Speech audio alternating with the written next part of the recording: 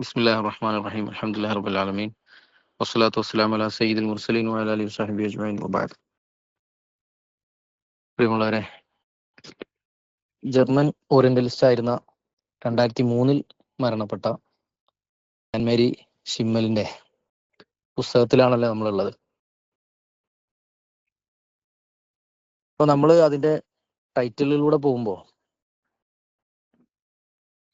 നമുക്ക് പരിചയമുള്ള തീമുകളാണ്, പരിചയമുള്ള ആശയങ്ങളാണ്. നബിതങ്ങളുടെ ഷഫായത്ത്, നബിതങ്ങളുടെ മുഅ്ജിസാത്തുകള്, മിഅ്റാജ്, അതുപോലുള്ള കാര്യങ്ങളാണുള്ളത്. മൗലൂദ്, സ്വലാത്ത്, ഇങ്ങനെയുള്ള കാര്യങ്ങളൊക്കെ തന്നെയാണ് ഉള്ളത്. ബിസ്മില്ലാഹിർ റഹ്മാനിർ റഹീം അൽഹംദുലില്ലാഹി റബ്ബിൽ ആലമീൻ വസ്സലാത്തു വസ്സലാമു അലാ സയ്യിദിൽ മുർസലീൻ വഅലാ ആലിഹി വസഹ്ബിഹി അജ്മഈൻ വബഅദ്. അപ്പോൾ ഈ പരിചിതത്വം ഉണ്ടായിരിക്കെ തന്നെ നമ്മൾ എങ്ങനെയാണ് ഈ പുസ്തകത്തിൽ നമ്മുടെ ശ്രദ്ധ ഊന്നി നിൽക്കുന്നത് എന്നുള്ളതാണ് ഇതിന്റെ ആദ്യത്തെ ഒരു ശ്രദ്ധേയമായ കാര്യം. യഥാർത്ഥത്തിൽ നമ്മൾ മുസ്ലിങ്ങൾ എന്നുള്ള നിലക്ക് നമുക്കെല്ലാവർക്കും സുപരിചിതമായ തീമുകളാണ്, ആശയങ്ങളാണ്. അതേസമയം ഇത് വ്യത്യസ്തമാകുന്നത് മുസ്ലിങ്ങൾ നബിയെ എങ്ങനെ അനുഭവിച്ചു എന്നുള്ളത് രേഖപ്പെടുത്തുമ്പോഴാണ്. അതാണ് ആൻ മേരി ഷിമ്മൽ ചെയ്തിട്ടുള്ളത്. യഥാർത്ഥത്തിൽ അവര് ഫിനോമിനോളജി ഓഫ് റിലീജിയന്റെ ഒരു എക്സ്പേർട്ടാണ്. ജെറാർഡ് വാൻഡർലീവിനെ പോലെ, അതുപോലെ അവരുടെ ഗുരുവായിരുന്ന പ്രൊഫസറായിരുന്ന ഫ്രെഡറിക് ഷെയ്ലറിനെ പോലെയുള്ള ആളുകൾ ഇരുന്നൊക്കെ സ്വീകരിച്ച ഒരു ഫിലോസഫിക്കൽ ട്രഡീഷൻ, ഒരു റിലീജിയസ് സ്റ്റഡീസിലെ ട്രഡീഷൻ ഫോളോ ചെയ്തുകൊണ്ടാണ് അവര് ഇസ്ലാമിക വിഷയങ്ങൾ, പയറ്റി, സാക്രിഫൈസ്, അതുപോലെ പ്രയർ തുടങ്ങിയ ആശയങ്ങളിലൊക്കെ ആ ആശയങ്ങളൊക്കെ പഠിക്കാൻ വേണ്ടി മുന്നോട്ട് വന്നിട്ടുള്ളത്. അതിനെക്കുറിച്ചൊക്കെ പുസ്തകങ്ങൾ എഴുതിയിട്ടുള്ളത്. അപ്പൊ അവരൊരു ഫിനോമിനോളജിസ്റ്റ് ഓഫ് റിലീജിയൻ ആണ്.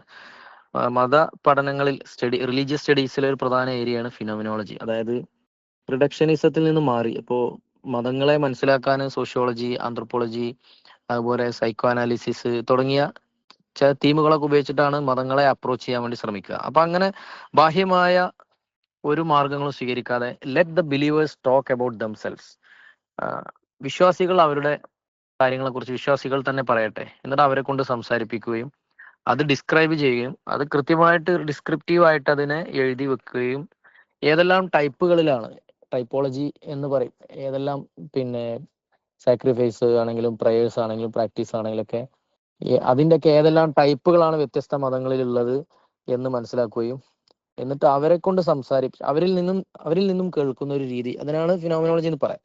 അപ്പോൾ ഈ മെത്തേഡാണ് അവർ ഡെസിഫറിങ് ദ സയൻസ് ഓഫ് ഗോഡ് എന്നുള്ള വിഷയത്തിൽ, പുസ്തകത്തിൽ, ആ ഗ്രന്ഥത്തിൽ അവർ സ്വീകരിച്ചിട്ടുള്ളത്. അതേ മെത്തേഡ് തന്നെയാണ് നമ്മുടെ ചർച്ചാ വിഷയമായ ആനന്ദ മുഹമ്മദ് ഈസ് മെസ്സഞ്ചർ എന്ന പുസ്തകത്തിലും ഗ്രന്ഥകാരി സ്വീകരിച്ചിട്ടുള്ളത്. അപ്പോൾ നമ്മൾ യഥാർത്ഥത്തിൽ ഈ ടൈറ്റിലിനെ കുറിച്ച് മുമ്പ് ഷമീമിക്ക മുതലുള്ള ആളുകളൊക്കെ പറഞ്ഞതുപോലെ ട്രാൻസ്ലേഷന്റെ പരിമിതി എന്ന് പറയാവുന്ന തരത്തിൽ prophet Muhammad as the intercessor and the blessings upon him എന്നാണ് യഥാർത്ഥത്തിൽ ഇതിന്റെ ഇംഗ്ലീഷ് ടൈറ്റിൽ. പക്ഷെ ദൈവത്തിനും മനുഷ്യർക്കും ഇടയിൽ എന്ന രീതിയിലാണ് അതിനെ ട്രാൻസ്ലേറ്റ് ചെയ്തിട്ടുള്ളത്.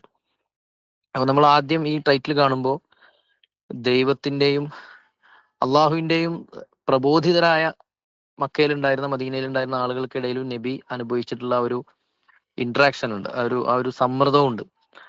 അതിനെ എന്ത് പേരിട്ട് വിളിച്ചാലും ആ ഒരു നബിയുടെ അഗാധമായ ആഗ്രഹം, ഇവരെങ്ങനെയെങ്കിലും ഒന്ന് വിശ്വാസത്തിലേക്ക് അടുപ്പിക്കാനുള്ള ഒരു ആഗ്രഹം, അതേസമയം അള്ളാഹുവിന്റെ കൽപ്പനകളിൽ സ്ട്രിക്റ്റ് ആയിട്ട് നിൽക്കേണ്ട ആ ഒരു ശക്തമായ ഒരു ഉബൂദിയത്തിന്റെ ഒരു മഖാമും. അപ്പൊ ഇത് രണ്ടും കൂടെ ചേർന്നിട്ട് നബി എങ്ങനെയാണ് നബിയുടെ അസ്തിത്വത്തെ രൂപപ്പെടുത്തിയത്, നബിയുടെ സല്ലല്ലാഹു അലൈഹി വസല്ലം എങ്ങനെയാണ് തന്റെ നിലനിൽപ്പിനെ മീനിങ് ഫുൾ ആക്കിയത് എന്നുള്ളൊരു കാര്യമാണ് ആദ്യം നമ്മുടെ മനസ്സിലേക്ക് വരിക.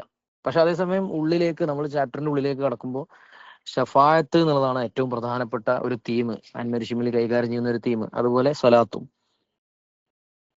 അപ്പൊ നമുക്ക് ഈ ദൈവവും റസൂലുള്ളയും തമ്മിലുള്ള, ദൈവത്തിന്റെയും മനുഷ്യർക്കും ഇടയിൽ, പ്രബോധിതർക്കും ഇടയിലുള്ള ഒരു ഇന്ററാക്ഷൻസ് നമ്മൾ പരിശോധിക്കുമ്പോൾ നമുക്ക് വിശുദ്ധ ഖുർആനിലെ ആയത്തുണ്ടല്ലോ, ബിസ്മില്ലാഹിർ റഹ്മാനിർ റഹീം, കുല്ലാ അംലികു ലക്കും നഫ്അൻ വലാ ദർറ ഇല്ലാ മാ ഷാ അല്ലാഹ് വലൗ കുന്തു അഅലമുൽ ഗൈബ ലസ്തക്സർതു മിനൽ ഖൈർ വമാ മസ്സനി സൂ. എന്നുള്ള ആയത്ത്. അപ്പൊ ഇവർ ഓരോന്ന് ആവശ്യപ്പെടുകയാണ്, അങ്ങനെ ചെയ്തൂടെ, ഇങ്ങനെ ചെയ്യാൻ പറ്റുമോ, എങ്കിൽ ഞങ്ങൾ വിശ്വസിക്കാം. അപ്പൊ റസൂല് പറയണേ, എനിക്കൊന്നും ഈ വിഷയത്തിൽ ചെയ്യാനില്ല, എനിക്ക് ഈ വിഷയത്തിൽ ഒന്നും ചെയ്യാനില്ല. അള്ള ഉദ്ദേശിച്ച കാര്യങ്ങൾ, അള്ള പറഞ്ഞത് നേരിട്ട് നിങ്ങളോട് പറയാ എന്നുള്ളതല്ലാതെ എനിക്ക് ഈ വിഷയത്തിലൊന്നും ചെയ്യാനില്ല. അങ്ങനെ അങ്ങനെ എനിക്ക് അദൃശ്യമായ ജ്ഞാനം, ഓരോ നിമിഷവും അദൃശ്യമായ ജ്ഞാനത്തിലേക്ക് എനിക്ക് ആക്സസ് ഉണ്ടായിരുന്നുവെങ്കിൽ ഞാൻ എന്ത് ചെയ്യുമായിരുന്നു? ലസ്തക്സർതു മിനൽ ഖൈർ, എനിക്ക് ആവശ്യമുള്ള നന്മകളൊക്കെ ഞാൻ നേടിയെടുക്കുമായിരുന്നു. വമാ മസ്സനിയ സു, എനിക്കൊരു പ്രയാസവും നിങ്ങളെ ഭാഗത്തുനിന്നും ഉണ്ടാവേണ്ടി വരില്ലായിരുന്നു, അല്ലാതെ ഒന്നും ഉണ്ടാവേണ്ടി വരില്ലായിരുന്നു. പക്ഷെ അങ്ങനെയല്ല, അള്ളാഹു പറഞ്ഞത് ഞാൻ ചെയ്യാന്നുള്ളതാണ്. അപ്പൊ അവര് പറഞ്ഞു, പിന്നെ മുന്തിരിത്തോപ്പുകൾക്കിടെ നിനക്ക് മുഹമ്മദെ, നിനക്ക് മുന്തിരിത്തോപ്പുകൾ വേണം, നിനക്ക് ഈത്തപ്പനത്തോപ്പുകൾ വേണം, അതിന്റെ ഇടയിലൂടെയൊക്കെ ആറുകൾ ഒഴുകണം, അതുപോലെ നീ ആകാശത്തേക്ക് കയറിപ്പോണം, അവിടുന്ന് ഒരു ഗ്രന്ഥവുമായിട്ട് ഇറങ്ങി വരണം, നിനക്ക് സ്വർണത്തിന്റെ വീടുണ്ടാവണം. ഇതൊക്കെ ഖുറാനിൽ വിശദമായിട്ട് പറയുന്നുണ്ട്. അപ്പൊ ഇങ്ങനെ പിന്നെ സൃഷ്ടികൾ ആരൊക്കെയാണ് മുസ്ലിം ആവുമെന്ന് അറിയില്ല, തന്റെ വിശ്വാസം ഒന്ന് സ്വീകരിച്ചെങ്കിൽ, തന്റെ സത്യസന്ദേശം ഒന്ന് വിശ്വസിച്ചിരുന്നെങ്കിൽ എന്ന് നബി ശക്തമായിട്ട് ആഗ്രഹിക്കുകയും ദാഹിക്കുകയും ചെയ്യുന്ന സമയം, അതേസമയം ഇവർ പറഞ്ഞത് അങ്ങനെ തന്നെ അംഗീകരിച്ചു കൊടുക്കാൻ ഉള്ള ഒരു സാഹചര്യമില്ല. കാരണം അള്ളാഹു പറഞ്ഞതനുസരിച്ച് കൃത്യമായിട്ട് അബ്ദ് എന്ന രീതിയിൽ റസൂലുള്ള നിൽക്കുകയും ചെയ്യുന്നു. അപ്പോൾ ഇതിന്റെ ഒരു ഇടയിൽ നബി തങ്ങൾ അനുഭവിച്ച സമ്മർദ്ദം ആണ് ഈ നമ്മുടെ ദൈവത്തിന്റെയും പ്രവാചകന്റെയും ദൈവത്തിന്റെയും ദൈവത്തിനും മനുഷ്യർക്കും ഇടയിൽ എന്ന കുഞ്ഞാമുക്കാന്റെ തർജ്ജമ കാണുമ്പോൾ നമുക്ക് ഓർമ്മ വരിക. പക്ഷെ അതേസമയം നേരിട്ട് തന്നെ നബിയെ ഉപമിക്കുന്നത് കാരുണ്യമേഘം എന്നൊരർത്ഥത്തിലാണ്. കവിതകളിൽ അത് കണ്ടെത്തുകയാണ്. ഈ പിന്നെ അൻവരി ഷിമ്മലിന്റെ പ്രധാനപ്പെട്ട ചില ഭൂമികകളുണ്ട്. അതിലൊന്ന് സിന്ധ് പ്രവിശ്യയാണ്, അതുപോലെ ഇന്ത്യൻ സബ് കോണ്ടിനെന്റിന്റെ ചില ഭാഗങ്ങൾ, അതുപോലെ വടക്കേ ആഫ്രിക്ക. ഈ ഭൂമികയിലുള്ള കവിതകളെയാണ് അവര് പിന്നെ വിശകലനം ചെയ്യുന്നത്. അങ്ങനെ പിന്നെ ഓരോ മെറ്റഫറുകളായിട്ട് കവികൾ ഉപയോഗിക്കുന്ന എല്ലാ ഉപമകളും അലങ്കാരങ്ങളും എടുത്തിട്ട് അങ്ങനെ ഓരോന്ന് പറയുകയാണ്. അപ്പോൾ ഒന്ന് കാരുണ്യമേഘമായിട്ട് നബിയെ അനുഭവിച്ച, അങ്ങനെ നബിയെ എഴുതി വെച്ച കവികൾ, അതുപോലെ മഴയുടെ പെയ്ത്ത് ആയിട്ട് നബിയെ കാണുന്ന ആളുകൾ, അത് കവിതകളിൽ എങ്ങനെയാണ് അടയാളപ്പെട്ട് എന്ന് വിശദീകരിക്കുന്നു. ഷഫായത്ത് എന്നുള്ള പേര് മനുഷ്യന്മാരിടുന്നു, മുസ്ലിങ്ങൾ ഇടുന്നു. ഷാഫി എന്നുള്ള പേര് ഒരുപാട് ഇടുന്നു, അതിനെ കുറിച്ചൊക്കെ പറയുന്നുണ്ട്. അപ്പോ നമ്മൾ പറഞ്ഞ പോലെ ഫിനോമിനോളജി ആണല്ലോ ഇവരുടെ ഒരു അപ്രോച്ച്. അപ്പൊ എങ്ങനെയാണ് നബിയെ അനുഭവിച്ചത് എന്നുള്ള, ആളുകൾ എങ്ങനെ നബിയെ അനുഭവിച്ചു എന്നുള്ളതാണ്. അപ്പൊ നമ്മളെ സംബന്ധിച്ചിടത്തോളം പുതിയ അറിവുകളോ ആശയങ്ങളോ നബിയെ ചിരപരിചിതമായ നമുക്ക് ഉള്ള കുറെ ആശയങ്ങളും കാര്യങ്ങളും ഒക്കെ തന്നെയാണ് ഇതിലുള്ളത്. പക്ഷെ അതേസമയം അത് ഓരോ ജനതയും, ഓരോ സിവിലൈസേഷനിലുള്ള ആളുകളും, ഓരോ കവി ഹൃദയങ്ങളും എങ്ങനെയാണ് അതിനെ മാനിഫെസ്റ്റ് ചെയ്തത് എന്ന് പിന്നെ വിശദീകരിച്ച് കണ്ടെത്തുകയും വിശദമായി കണ്ടെത്തുകയും അത് വിശദീകരിക്കുകയും ചെയ്യുന്ന ഒരു രീതിയാണല്ലോ. അപ്പൊ നമ്മൾ യഥാർത്ഥത്തിൽ ഇപ്പോ നബിദിനാഘോഷം, മൗലിദാഘോഷം ലോകരാഷ്ട്രങ്ങളിൽ, നബിദിനാഘോഷം ലോകരാഷ്ട്രങ്ങളിൽ എന്നൊക്കെ പറഞ്ഞതിന് മുമ്പ് ഒരു പുസ്തകം ഇറങ്ങിയിരുന്നു. അതൊരു അറബി മൂലം, എനിക്ക് കൃത്യമായിട്ട് ഓർമ്മയില്ല. അപ്പോൾ അതും ഏറെക്കുറെ അതിനോട് നമുക്ക് സമീകരിക്കാൻ കഴിയും.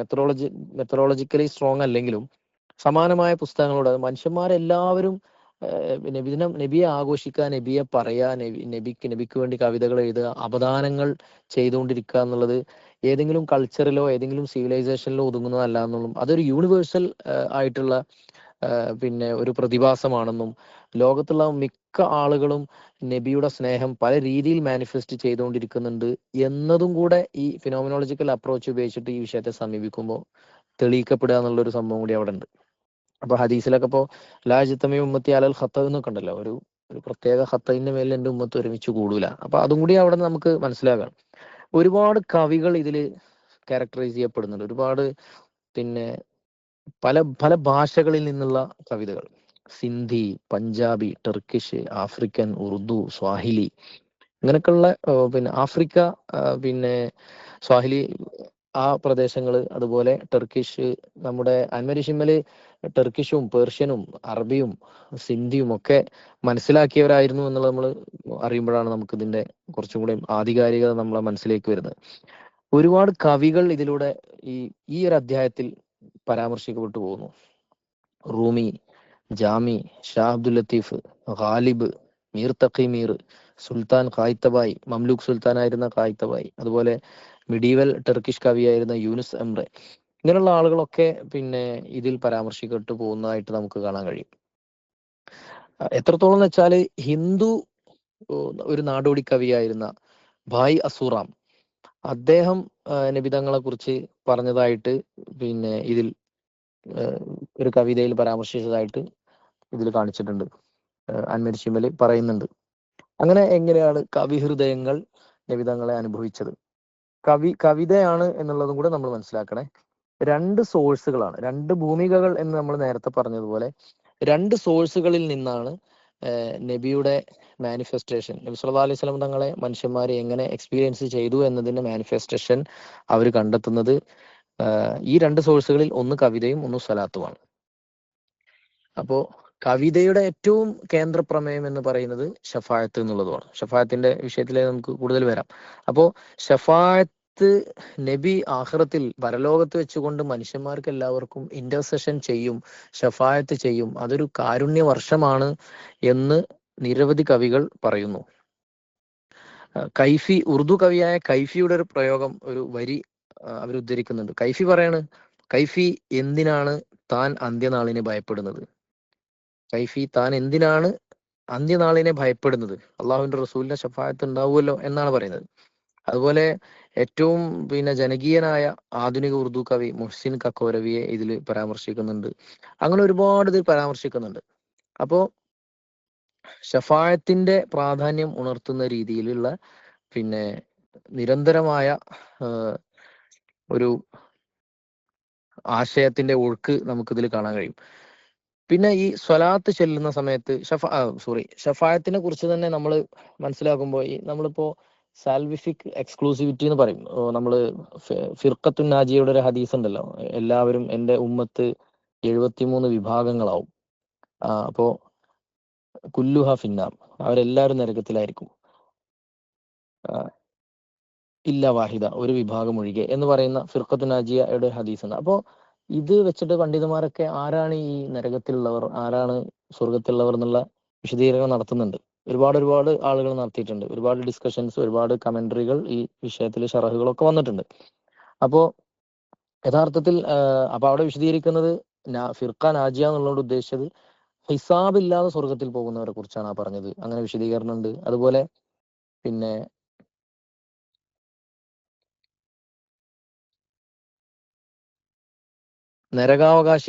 നരകാവകാശികൾക്ക് നരകം ഇത് അദാബ് കഴിഞ്ഞതിന് ശേഷം, ശിക്ഷ കഴിഞ്ഞതിന് ശേഷം അവര് ഇങ്ങോട്ട് തന്നെ വരും.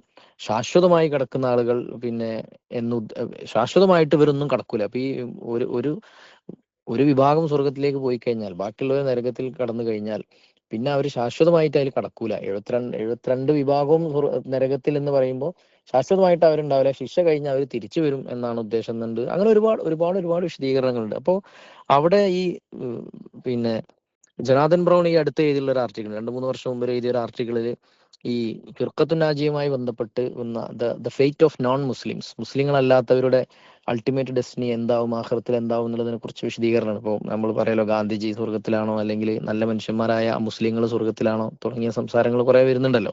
ഫൈസൽ തഫ്രീഖയിൽ വസാലിമാം അത് വിശദീകരിക്കുന്നതും കാണാം. അപ്പൊ നമ്മൾ അതിലേക്ക് പോകാൻ കാരണം ഈ ഷഫായത്തിനെ ഒരു കേന്ദ്ര പ്രമേയമായിട്ട് തിമോത്തി വിന്റർ തന്റെ ഒരു പുസ്തകത്തിൽ, തന്റെ ഒരു ആന്തോളജിയിൽ അദ്ദേഹത്തിന്റെ ഒരു ആർട്ടിക്കിൾ കൊണ്ടുവരുന്നുണ്ട്. അതിൽ അദ്ദേഹം പരാമർശിക്കുന്ന ഒരു ഗ്രന്ഥം എന്ന് പറഞ്ഞത് ഇഹ്യാഇന്റെ ഷറായ ഇത്ഹാഫ് ഉണ്ടല്ലോ, ഇത്ഹാഫു സാദത്തുൽ മുത്തഖീൻ എന്നുള്ള ഗ്രന്ഥമാണ്. അപ്പൊ അതിൽ ഷഫായത്ത് 5 വിധമാണെന്ന് പറയുന്നുണ്ട്.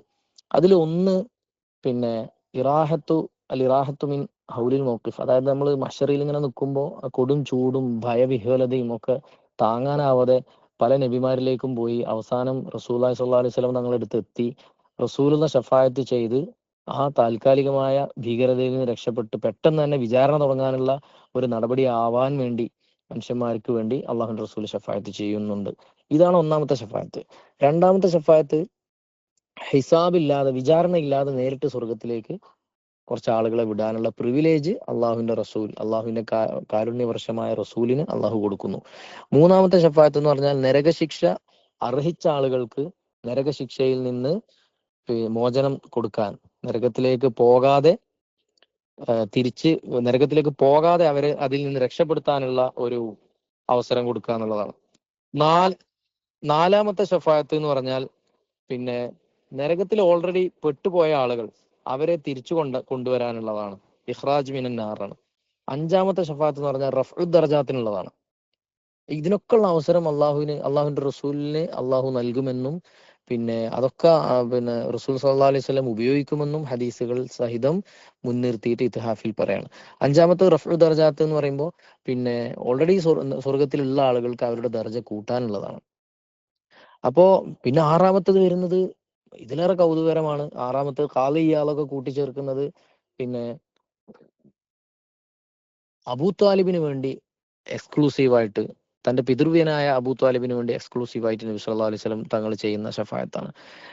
അതൊരു ഹദീസിനെ മുൻനിർത്തിയിട്ട് തന്നെ അതും പറയുന്നുണ്ട്. അതുപോലെ പിന്നെ അതിനുശേഷമുള്ള വേറെയും ഷഫാത്തുകൾ പറയുന്നുണ്ട്. മക്കക്കാർക്ക്, മദീനക്കാർക്ക്, ത്വായിഫുകാർക്കൊക്കെ അള്ളാഹുവിന്റെ റസൂല് ഈ കാരുണ്യ വർഷം എന്നുള്ള ആ പ്രയോഗം അത്രമേൽ അന്വർത്ഥമാക്കുന്ന രീതിയിൽ സകല പ്രിവിലേജും അള്ളാഹുവിന്റെ റസൂലിന് കൊടുക്കുകയും ഉമ്മത്തി ഉമ്മത്തി എന്നുള്ള ആ വിളി ഉണ്ടല്ലോ, അതിനെ കൃത്യമായി രേഖപ്പെടുത്തുന്ന ഒരു സംഭവം ഈ ഷഫായത്തുമായി ബന്ധപ്പെട്ട ചർച്ചയിൽ നമുക്ക് കാണാൻ കഴിയും.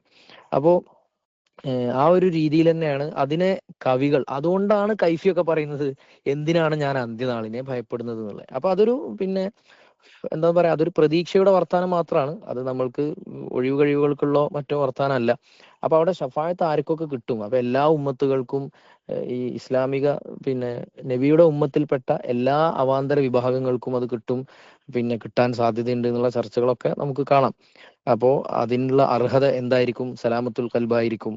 അവര് എത്രത്തോളം ആത്മാർത്ഥമായിട്ട് അവരുടെ വിഷയങ്ങളിൽ ഇടപെട്ടു എന്നുള്ള സംഭവങ്ങളായിരിക്കും.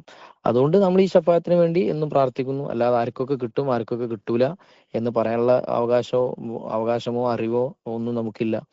മറ്റുള്ളവർക്ക് വേണ്ടി നരകം വീതിച്ചു കൊടുക്കാനും നമ്മൾ സ്വർഗ അവകാശികളാണ് എന്ന് വിശ്വസിച്ച് മുന്നോട്ട് പോകാനുള്ള അവകാശവും നമുക്കില്ല. അപ്പൊ ഏതായാലും ഷഫായത്തിനെ നമ്മൾ അൻവർ ശിമലിന്റെ ഈ പുസ്തകത്തെ പിന്നെ പ്രതീക്ഷിച്ചു, ആ പുസ്തകത്തെ വായിക്കുന്നതിലൂടെ നമ്മൾ ഷഫായത്ത് എന്നുള്ള ആ ഒരു വളരെ സന്തോഷകരമായിട്ടുള്ള പിന്നെ ആഖിറത്തിൽ പിന്നെ വളരെ സമാശ്വാസകരമായിട്ടുള്ള ആ ഒരു കാര്യത്തെ നമ്മൾ ദീനിലൂടെ കൃത്യമായി നമുക്ക് കൈമാറ്റം ചെയ്യപ്പെട്ടു വന്ന കാര്യത്തെ കുറിച്ച് നമ്മൾ ഒന്നുകൂടി ഷിമ്മലിന്റെ ഈ ഒരു ചാപ്റ്ററിനെ മുൻനിർത്തി നമ്മൾ ഓർക്കുകയാണ്. പിന്നെ 2-മത്തെ വിഷയം സമ്പൂർണതയാണ്. സലാത്ത് ഞാൻ പറഞ്ഞല്ലോ, സലാത്തും കവിതയുമാണ് ഏറ്റവും പ്രധാനപ്പെട്ട 5-മത്തെ അധ്യായത്തിലെ ഏറ്റവും പ്രധാനപ്പെട്ട ഒരു പിന്നെ തീം. സമദാനിയൊക്കെ പ്രസംഗിക്കുന്ന നമ്മൾ കേൾക്കാറുണ്ട്. അദ്ദേഹം ചിലപ്പോൾ പറയും ഒരു സമ്പൂർണതയ്ക്ക് ശേഷം മറ്റൊരു സമ്പൂർണത ഇല്ല. അതായത് പിന്നെ അള്ളാഹുവിന്റെ റസൂൽ സമ്പൂർണനായ മനുഷ്യനാണ്, പിന്നെ ഇനി വേറൊരു ഷെയ്ഖും മുരീദും അതിന്റെ ഒരു ആവശ്യമില്ല എന്നൊക്കെ ചിലപ്പോൾ അദ്ദേഹം പ്രസംഗിക്കാറുണ്ട്. അപ്പൊ ഈ ചർച്ച കൊണ്ടുവരികയാണ്, അൻവർ ശിമ്മൽ കൊണ്ടുവരികയാണ്. സ്വലാത്ത് ചൊല്ലുമ്പോ അള്ളാഹുവിന്റെ റസൂലിന്റെ പിന്നെ ദറജ വർദ്ധിക്കുന്നുണ്ടോ? അപ്പൊ ചില ആളുകൾ പറയുന്നത് എല്ലാം പ്രണേതാക്കളാണ്, എല്ലാവരും റസൂലിനെ ഗാഠമായി പ്രണയിക്കുന്ന കവികളും അതുപോലെ അയിമത്തും ഇമാമാരൊക്കെ തന്നെയാണ്. അപ്പൊ അവര് പറയുന്നത് പിന്നെ ഒരു സമ്പൂർണത, നമ്മൾ സലാത്ത് ചെല്ലുന്നതുകൊണ്ട് നമുക്കാണ് ഗുണം, അള്ളാഹുവിന്റെ റസൂലിന്റെ ദർജയൊന്നും പ്രത്യേകിച്ച് ഉയരേണ്ട ആവശ്യമില്ല, അത് ഓൾറെഡി സമ്പൂർണ്ണമാണ്. അങ്ങനെ അതിനെ പരിഹരിച്ചുകൊണ്ട് ഷാഹു അലി ദഹ്ലിയെ പോലുള്ള ആളുകൾ വന്നിട്ട് പിന്നെ അത് പറയുന്നു. ബുസൈരി ഇമാമിന്റെ കവിതയൊക്കെ ഉദ്ധരിക്കുന്നു അവിടെ ഷിമ്മല്. فإن فضل رسول الله ليس له حد فيعرب عنه ناطق بفمي എന്നുള്ള ആ വരി, ബുർദയിലെ വരികളൊക്കെ ഉദ്ധരിച്ചിട്ട് പിന്നെ പറയുന്ന ഒരു കാര്യം എന്താണെന്ന് വെച്ചാൽ ഈ സമ്പൂർണമായ ആ ഒരു അർത്ഥത്തിലുള്ള സമ്പൂർണത അള്ളാഹുവിന് മാത്രമാണ്. അള്ളാഹുവിന്റെ റസൂലിന്റെ ഫضലാണെന്നുണ്ടെങ്കിൽ അത് ഉയർന്നുകൊണ്ടേയിരിക്കും. അത് ആർക്കും പിന്നെ അവരവരുടെ ആവിഷ്കാര രീതിയും സ്വാതന്ത്ര്യവും അനുസരിച്ച് അപദാനങ്ങളെ അങ്ങനെ പറഞ്ഞുകൊണ്ടേയിരിക്കാവുന്നതാണ്, സലാത്ത് ചൊല്ലുന്നതിനനുസരിച്ച് അവിടുത്തെ ദർജ ഉയരുകയും ചെയ്യും എന്ന് പറയുന്നത്. അപ്പൊ സലാത്തും കവിതയുമാണ് 5-മത്തെ അധ്യായത്തിന്റെ ഒരു 2 പ്രധാന തീമുകൾ എന്ന് നമ്മൾ പറഞ്ഞു. അപ്പോ അവിടെ മറാക്കിഷിലെ പിന്നെ ഒരു ചങ്ങാതിക്കൂട്ടം എന്ന് അസ്ഹാബു ദലായിൽ എന്ന് പറയുന്ന ഒരു വിഭാഗത്തെ കുറിച്ച് പറയുന്നുണ്ട്. ചങ്ങാതിക്കൂട്ടം എന്നാണ് AP കുഞ്ഞാമുക്ക് അതിനെ ട്രാൻസ്ലേറ്റ് ചെയ്തിട്ടുള്ളത്. അതായത് ഈ ദലായിലുൽ ഖൈറാത്ത്, ഇമാം ജസൂലിയുടെ ദലായിലുൽ ഖൈറാത്ത് ഇങ്ങനെ ചൊല്ലിക്കൊണ്ടിരിക്കുക, അത് ഏലസിൽ എഴുതിയിട്ട് അത് കെട്ടി നടക്കുക, അതിന്റെ പ്രചാരണം, അതിന്റെ ജനകീയവൽക്കരണം ഒക്കെ ചെയ്തുകൊണ്ടിരിക്കുന്ന ഒരു വിഭാഗം മറാക്കിഷിൽ ഉണ്ടായിരുന്നു എന്ന് പറയുന്നുണ്ട്. അപ്പൊ ഇതൊക്കെ ഈ നേരത്തെ പറഞ്ഞ ഈ ഫിനോമിനോളജിക്കൽ അപ്രോച്ചിന്റെ ഒരു സൗന്ദര്യമാണ്. അതായത് മറ്റു പിന്നെ ഇവാലുവേഷനുകളോ ജഡ്ജ്മെന്റുകളോ ക്രിറ്റിസിസങ്ങളോ ഒന്നും ഇതിലില്ല. എങ്ങനെയാണ് നബിയെ മനുഷ്യന്മാർ അനുഭവിക്കുന്നത് എന്നുള്ളത് നേർക്കുനേർ രേഖപ്പെടുത്തുകയാണ്. അതിനെ സോഷ്യോളജിക്കലായിട്ട് അനലൈസ് ചെയ്യുന്നില്ല, അതിനെ ആന്ത്രോപോളജിക്കലായിട്ട് അനലൈസ് ചെയ്യുന്നില്ല, അതിനെ സൈക്കോ അനാലിസിസ് തിയറിയുമായിട്ട് അനലൈസ് ചെയ്യുന്നില്ല, ഒരു നിലക്കും അതിനെ റെഡ്യൂസ് ചെയ്യുന്നില്ല. അത് അങ്ങനെ തന്നെ രേഖപ്പെടുത്തുക എന്നുള്ളതാണ്. അപ്പോൾ പിന്നെ നാരിയ സ്വലാത്ത് 4444 തവണ ചൊല്ലിയാൽ പിന്നെ അതിലൂടെ ലഭ്യമാകുന്ന എഫിക്കസി, പിന്നെ അതിന്റെ ഫലമുണ്ടാവുന്നു എന്നുള്ള സംബന്ധമായുള്ള ചർച്ചകൾ. അതുപോലെ സ്വലാത്തുൽ ഫാത്തിഹ്, അഹമ്മദ് തിജാനിയുടെ അദ്ദേഹം പ്രശസ്തമാക്കിയ സ്വലാത്തുൽ ഫാത്തിഹിനെ കുറിച്ച്, പിന്നെ പ്രത്യേകിച്ചും ദലാലുൽ ഖൈറാത്തിനെ കുറിച്ച് ഒക്കെ വിശദമായിട്ട് ഇതിൽ വിശദീകരിക്കുന്നത് കാണാം. ഈ സ്വലാത്തുകളൊക്കെ ആളുകൾ ചൊല്ലുന്നു. നമ്മൾ ശരിക്കും യഥാർത്ഥത്തിൽ 5-ാം അധ്യായം എന്ന് പറഞ്ഞാൽ ഇതന്നെ ഉള്ളൂ. മുഹമ്മദ് ദി ഇന്റർസെസർ എന്നുള്ളതാണ്, ഷഫീ ആയ മുഹമ്മദ് നബി എന്നുള്ളതാണ് രണ്ടാമത്തത്, and the blessings upon him എന്നുള്ളതാണ് പിന്നെ രണ്ടാമത്തെ. ഇത് തന്നെയാണ് ആ ടൈറ്റിലും. അപ്പോ സലാത്ത്, അതാണ് അതുകൊണ്ട് ഉദ്ദേശിച്ചത്, സലാത്തും അപദാനങ്ങളും. അപ്പോ നമുക്ക് പിന്നെ വളരെ അധ്യായം വായിച്ചു തീരുമ്പോൾ വല്ലാത്തൊരു പ്രതീക്ഷയും പിന്നെ പ്രവാചകരെ സ്നേഹിക്കാനുള്ള ഒരു മോട്ടിവേഷനും നമുക്ക് ലഭ്യമാവുന്നതായിട്ട് കാണാം. അതിൽ രസകരമായിട്ട് ആൻമേരി ഷിമ്മൽ പിന്നെ കൊണ്ടുവരുന്ന ഒരു സ്റ്റേറ്റ്മെന്റ് വിൽഫ്രഡ് കാൻവിൽ സ്മിത്തിന്റെ ആണ്. വിൽഫ്രഡ് കാൻവിൽ സ്മിത്ത് ഒരിക്കൽ പറഞ്ഞത്, അള്ളാഹുവിന് നേരെയുള്ള അക്രമങ്ങൾ മുസ്ലിങ്ങൾ ചിലപ്പോൾ സമ്മതിച്ചു കൊടുക്കും. കാരണം ഇവിടെ ഒരുപാട് നിരീശ്വരവാദ പ്രസ്ഥാനങ്ങളും യുക്തിവാദ പ്രസ്ഥാനങ്ങളൊക്കെ ഉണ്ട്. പക്ഷേ റസൂലുള്ളാഹി സ്വല്ലല്ലാഹു അലൈഹി വസല്ലം തങ്ങൾക്കെതിരെ വല്ല ആക്ഷേപങ്ങളും വന്നാൽ അവർ രോഷാകുലരാവും, അവർക്ക് അത് സഹിക്കാൻ കഴിയില്ല എന്ന് വിൽഫ്രഡ് കാൻവിൽ സ്മിത്ത് പറഞ്ഞതായിട്ട് ആൻമേരി ഷിമ്മൽ സ്മരിക്കുന്നത് കാണാം. അപ്പൊ ഇങ്ങനെ ഹൃദയാന്തരങ്ങളിൽ എങ്ങനെയാണ് പ്രവാചകർ ജീവിക്കുന്നത്, അതിനെ നോർമാറ്റീവായിട്ട് കാണാതെ, അതിനെ ഇവാലുവേറ്റ് ചെയ്യാതെ, അതിനെ മറ്റേതെങ്കിലും അച്ചിലിട്ട് വാർത്ത് മനസ്സിലാക്കാൻ ശ്രമിക്കാതെ, അവരുടെ ഹൃദയങ്ങൾ തുറന്നു വെച്ചത് എങ്ങനെയാണോ അങ്ങനെ തന്നെ അതിനെ രേഖപ്പെടുത്തുന്ന ഒരു ശൈലിയാണ് തന്റെ ഗ്രന്ഥം ഒട്ടാകെ മുഴുനീളെ ആൻമേരി ഷിമ്മൽ ഉപയോഗിച്ചിട്ടുള്ളത്. അത് ഈ 5-ാമത്തെ അധ്യായത്തിൽ നമുക്ക് വ്യക്തമായിട്ട് കാണാൻ കഴിയും. ഇൻഷാ അല്ലാഹ് നമുക്കൊക്കെ പടച്ച റബ്ബ് റസൂലുള്ളാഹി സ്വല്ലല്ലാഹു അലൈഹി വസല്ലം തങ്ങളുടെ ശഫാഅത്ത് പ്രദാനം ചെയ്യട്ടെ. അതിനുവേണ്ടി നമ്മൾ എന്നും പ്രാർത്ഥിക്കാറുണ്ടല്ലോ, ബാങ്ക് കൊടുക്കുന്നതിന് ശേഷം പ്രാർത്ഥിക്കാറുണ്ട്. അതുപോലെ ഇൻഷാ അല്ലാഹ് അപ്പൊ ഈ സന്ദേശം എല്ലാവരും ഉൾക്കൊള്ളുകയും കൂടുതൽ വായനകളിലേക്ക് ഇതുമായി ബന്ധപ്പെട്ട് നീങ്ങുകയും ചെയ്യുക. ഇൻഷാ അല്ലാഹ് നമുക്ക് വീണ്ടും വായിക്കാം, ചർച്ചിക്കാം, കൂടിയിരിക്കാം. പടച്ച റബ്ബ് തൗഫീഖ് ചെയ്യട്ടെ. ഞാൻ കൺക്ലൂഡ് ചെയ്യാം എന്ന് തോന്നുന്നു. ഇൻഷാ അല്ലാഹ് വാഖിറു ദഅവാന അൽഹംദുലില്ലാഹി റബ്ബിൽ ആലമീൻ. സുബ്ഹാനക്കല്ലാഹുമ്മ വബിഹംദിക അഷ്ഹദു അല്ലാ ഇലാഹ ഇല്ലാ അൻത അസ്തഗ്ഫിറുക വഅതൂബു ഇലൈക്.